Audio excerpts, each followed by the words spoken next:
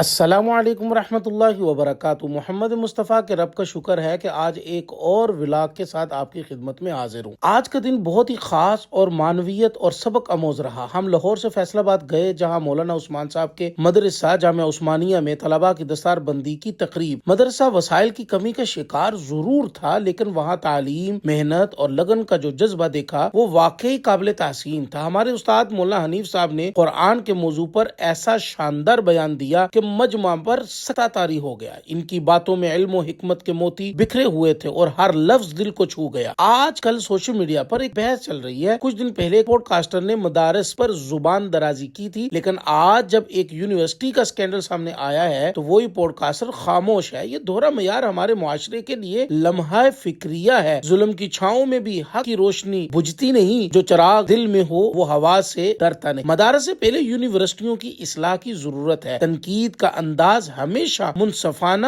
اور متوازن ہونا چاہیے۔ واپسی کے سفر میں دھند نے ایسا گھراؤ کیا کہ کچھ دیر کے لیے تو کچھ بھی نظر آنا بند ہو گیا۔ یہ منظر نہایت ہی خوفناک تھا۔ راستے کی دھند چاہے کتنی ہی گہری ہو، منزل تک پہنچنے کا عزم روشن رہتا ہے، لیکن اللہ کا شکر ہے کہ ہم محفوظ طریقے سے اپنے گھر پہنچ گئے۔ آج کا ولاگ تھوڑا لیٹ ہو رہا ہے کیونکہ سفر کی تھکاوٹ اور دھند کے باعث وقت پر کام کرنا مشکل ہو گیا تھا، لیکن ولاگ آپ تک پہنچانا میرے لیے بہت ضروری تھا، کیونکہ آج کے دن کی ہر بات، ہر لمحہ اور ہر تجربہ قابل ذکر۔ ہمیں اپنی تعلیمی اداروں کو بہتر بنانے کے لیے مل کر کام کرنا ہوگا، چاہے وہ مدرسہ ہو یا یونیورسٹیاں۔ اور یہ رہے گزشتہ ولاگ پر آپ کے محبت پر ایک کمنٹ۔